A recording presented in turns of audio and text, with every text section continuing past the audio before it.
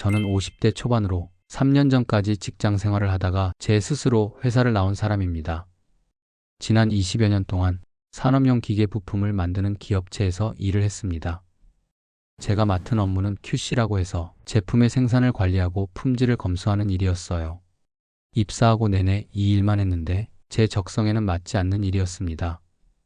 반복되는 건품 업무가 지루하게 느껴졌고 발견된 문제점을 해결하는 과정에서 오는 스트레스도 상당한 중압감으로 느껴졌습니다.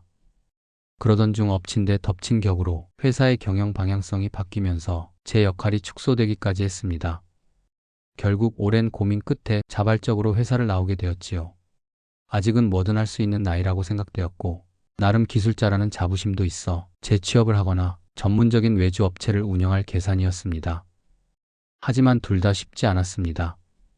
일단 사람을 뽑는 회사가 없습니다. 저 같은 사람이 필요 없는 건 아닐 테고 아마도 지금 있는 사람만으로도 충분히 돌아가기 때문이 아닐까 싶습니다. 요즘은 예전 같지 않아서 웬만하면 다들 회사에 남아있으려고 하는 분위기라 새로 사람을 충원을 할 일이 없는 거지요. 직접 사람을 고용하는 것에 부담을 느껴서 QC를 외부에 맡기는 회사도 있습니다만 그 오더를 받으려면 제가 좀 더 준비를 해야겠더라고요. 달랑 제 몸 하나 가지고는 저를 불러줄 사람들에게 뭔가 확신을 주기는 쉽지 않았습니다. 여러 구상들을 하고 있고 아직까지 희망의 끈은 놓지 않고 있습니다만 한마디로 여의치가 않습니다. 그래도 제가 지금까지 과거의 경력을 살린 일들을 전혀 안 한 건 아니었습니다. 간간히 연결해서 일을 나가기는 했었지요. 하지만 계속 이어지지는 않더군요. 짧으면 2, 3일, 길면 일주일 정도 일을 하고 나면 또다시 긴 휴식기를 맞아야 했습니다. 프리랜서식으로 일을 하다 보니 불편한 게 많았습니다. 언제 일이 들어올지도 모르는데 덜컥 어디 가서 매어있는 일을 할 수는 없었습니다. 자주 연락이 오지는 않더라도 기회가 주어졌을 때 일단 안면이라도 터둬야 나중에 다른 일로 이어질 확률이 높기 때문입니다. 그렇다고 마냥 전화기만 붙들고 언제 연락이 올지 기다리고 있을 수만은 없어서 잠깐 할 수 있는 아르바이트 일자리를 찾았습니다. 그렇게 시작한 게 온라인 마트에서 하는 일이었습니다. 원래 마트는 오프라인이지요. 저희 세대는 다 그런 걸로 알고 계실 겁니다. 그런데 제가 일하는 마트는 길거리에서는 찾아볼 수가 없습니다. 온라인 배달 플랫폼에서 그 앱에다가 추가로 더 확대한 마트거든요. 배송 라이더 통해서 음식 배달하다가 거기에 생수가 붙고 라면이 붙고 해서 점점 커지게 되었지요. 편의상 피마트라고 하겠습니다. 저는 그 피마트에서 고객들에게 갈 상품을 챙기는 일을 하고 있습니다. 전문적으로는 피킹이나 패킹이라고 합니다. 말 그대로 피킹은 상품을 담는 일, 패킹은 상품을 싸는 일입니다. 처음 하는 사람들은 피킹을 주로 하게 됩니다. 물류센터처럼 상품이 쌓여있는 공간을 다니면서 고객이 주문한 상품을 장바구니에 담는 일이지요. 쉽게 말해 그냥 쇼핑을 하는 일과 비슷하다고 보시면 되겠습니다. 휴대폰 같이 생긴 PDA를 가지고 다니면서 바코드 찍는 일을 하나 더 한다는 것이 쇼핑과 다른 점이라고 할 수 있겠습니다. 일이 어렵지는 않습니다. 그냥 기계적으로 하면 되니까요. 처음에는 상품 위치가 좀 헷갈렸는데 그것도 하다 보니 곧 적응이 돼서 괜찮습니다. 무엇보다 좋은 점은 사람이랑 부딪힐 일이 없습니다. 그냥 반복적으로 찍고 담고 찍고 담고만 하면 되고 궁금한 거 있으면 직원한테 물어보는 정도입니다. 한 공간 안에 갇혀서 일하다 보니 저는 오히려 좋더라고요. 제가 요즘 많이들 하신다는 배송 아르바이트를 안 하는 이유가 아는 사람 만날까 봐거든요. 오토바이를 못 타기도 하고 동네 근처에서 하려면 아는 사람이 없을 수가 없는데 혹시라도 만나게 된다면 정말 숨고 싶을 것 같습니다.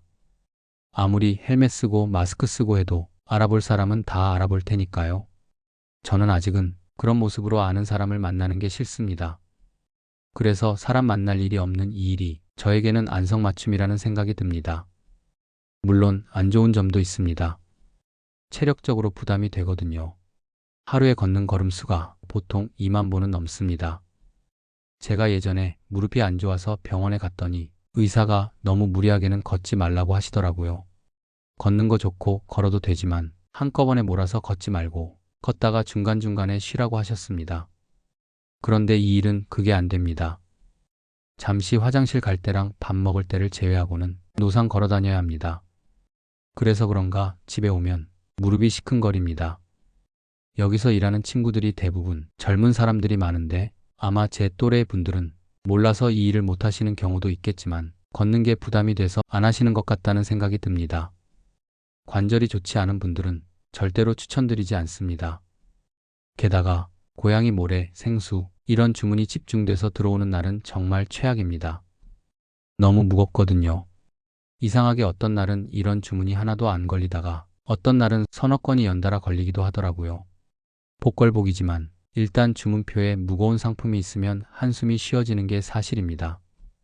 주의해야 할 점은 피킹을 빠르고 정확하게 해야 한다는 겁니다. 바로 싸서 바로 배송을 내보내야 하거든요.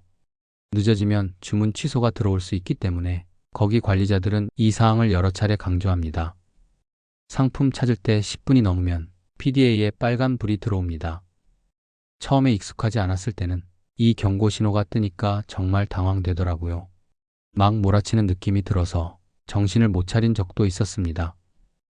이 일하면서 개인적으로 가장 좋지 않은 점은 돈 문제입니다. 일당이 하루 8시간 기준으로 8만 원 정도거든요. 딱 최저시급이지요. 그런데 이 금액 안에 점심값이 포함이 돼 있지 않습니다.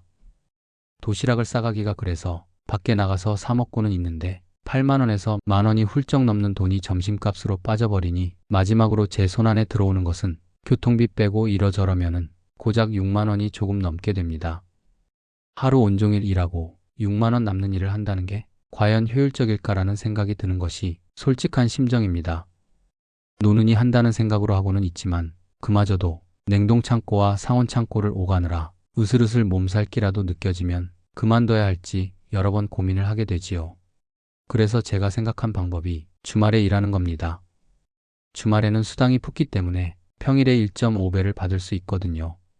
점심값 빼고도 10만 원가량은 손에 쥘 수 있으니 차라리 낫겠다는 계산을 했습니다. 물론 작업량은 좀 많은 편입니다. 아무래도 주말에 쉬시는 고객분들이 한꺼번에 주문을 하시니까요. 그래도 어차피 나온 김에 바짝 일하고 더 버는 게 낫지 않을까 싶습니다. 이 일 한 지도 1년이 넘어서 요령도 생겼고 나름 할만합니다. 요즘 제 고민은 이러다가 평생 이 일만 하게 되지 않을까 하는 생각입니다. 처음에는 제대로 된 제 일을 하기 전에 잠깐 남는 시간을 활용할 생각이었는데 자리 잡기가 쉽지가 않네요. 점점 더 안정적인 일을 구하기가 어려워지는 것 같아요. 신문을 보니까 요즘 자영업자분들 다들 죽겠다고 난리시던데 프리랜서인 저도 마찬가지입니다. 있는 사람들도 내보낼 판에 새로 사람을 들이기가 기업 입장에서는 쉽지 않나 봅니다. 저는 까놓고 말해서 회사 나오기 전에 엔잡러나 프리랜서라는 직업이 좋은 건지 알았습니다. 말은 참 그럴듯하잖아요.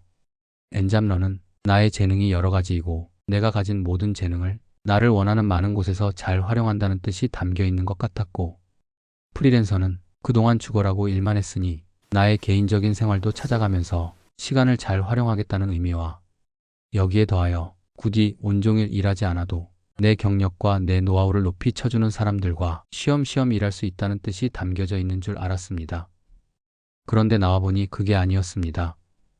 저처럼 한 가지 일을 하고 싶은데 그게 안 되니 이거저거 같이 하는 사람도 엔잡러라고 부르니 말입니다. 제가 보기에 적어도 제 주변에는 저 같은 엔잡러가 많은 것 같습니다. 하나만 해서 잘 되면 왜 다른 일을 하겠어요. 그 일 하나만 해도 모자랄 판에 시간 낭비해가며 다른 길을 알아볼 이유가 없지요. 하나가 제대로 안 되니 다른 것에 기웃거리는 사람, 그런 사람이 엔잡러가 아닐까 싶습니다. 제가 대표적입니다. 프리랜서도 마찬가지입니다.